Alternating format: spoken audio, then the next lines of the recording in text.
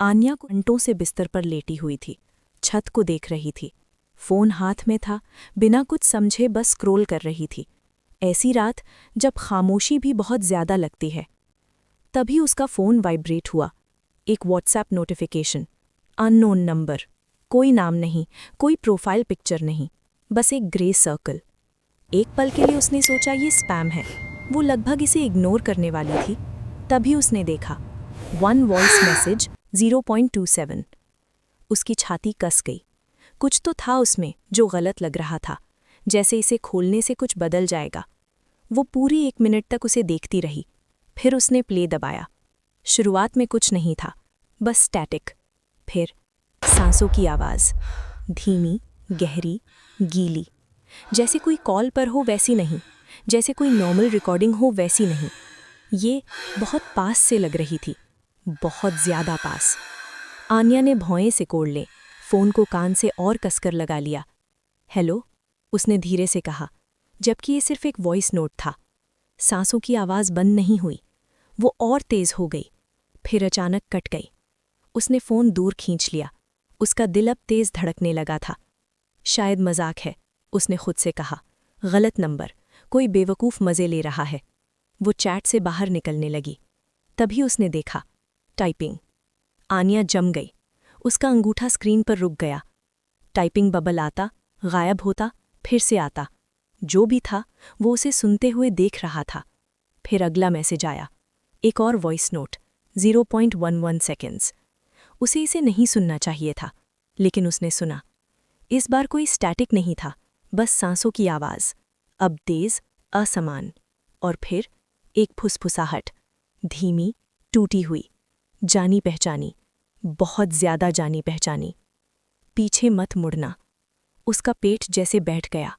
आन्या हल्का सा हंस पड़ी, मजाक के कारण नहीं, बल्कि इसलिए क्योंकि वही एक चीज़ थी जो उसे घबराने से रोक रही थी। ठीक है, बहुत मज़ेदार, उसने खाली कमरे में बुदबुदाया। वो अकेली रहती थी, छोटा सा अपार्टमेंट, एक बेडरूम, एक दरवाज़ा, लॉक्ड। कोई अंदर नहीं हो सकता था, कोई नहीं। उसने अपने मन में दोहराया, कोई नहीं। उसका फ़ोन फिर वाइब्रेट हुआ, टाइपिंग। इस बार उसने चैट नहीं खोली, वो बस स्क्रीन पर बनते शब्दों को देखती रही। फिर मैसेज आया, मैंने कहा था पीछे मत मुड़ना। उसके पीछे कुछ हिला, एक आवाज़, इतनी हल्की कि वो खुद को समझा सकती थी कि ये हुआ ही नहीं, जैसे कपड़ा कपड़े से रगड़ खा रहा हो। उसके बिस्तर के ठीक पीछे। उसका पूरा शरीर सख्त हो गया। कमरा अचानक छोटा लगने लगा, हवा भारी हो गई। उसे अपने दिल की धड़कन अपने कानों में सुनाई दे रही थी। नहीं, वहाँ कुछ नहीं है, हो ही नहीं सकता। उसका फ़ोन फिर वाइब्रेट हुआ, एक और मैसेज।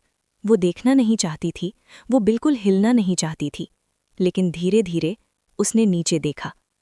तुम पहले ही मुड़ चुकी हो, है ना? वो नहीं मुड़ी थी, अभी तक नहीं, लेकिन अब वो मुड़ना चाहती थी। उसकी हर एक इंस्टिंक्ट चिल्ला रही थी, पीछे मुड़ने के लिए, ये साबित करने के लिए कि वहाँ कुछ नहीं है, इसे ख़त्म करने के लिए। उसकी सांसें उथली हो गईं, उसकी उंगलियां फ़ोन पर कस गईं। पीछे मत मुड़ना, यही कहा गया था। तो फिर ऐसा क्यों लग रहा था कि अगर वो नहीं मुड़ी तो कुछ और बुरा हो जाएगा? उसका फ़ोन फिर वाइब्रेट हुआ, इस बार एक फ़ोटो। उसके हाथ कांपने लगे इससे पहले कि वो उसे खोलती। धीरे धीरे उसने टैप किया।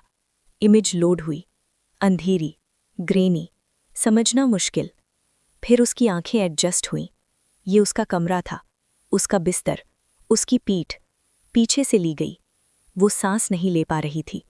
एंगल, ये दरवाजे से नहीं था, ये खिड़की से नहीं था, ये कमरे के अंदर से था, दीवारों से भी करीब, दरवाजे से भी करीब, ठीक उसके पीछे। उसका फ़ोन आखिरी बार वाइब्रेट हुआ, एक और वॉइस नोट, 0.05 सेकेंड्स। वो नहीं चाहती थी, सच में नहीं, लेकिन उसने प्ले दबा दिया। इस बार कोई सांस नहीं, कोई स्टैटिक नहीं, बस एक फुसफुसाहट, माइक्रोफोन के बिल्कुल पास, उसके बिल्कुल पास। बहुत देर हो गई। कुछ हिला, ठीक उसके पीछे, इतना करीब कि उसने उसे महसूस किया, गर्म, सांस लेता हुआ। और तभी आन्या को एक बात समझ आई जिसने उसका खून जमा दिया। वो आवाज़ सिर्फ जानी पहचानी नहीं थी, वो उसकी अपनी थी।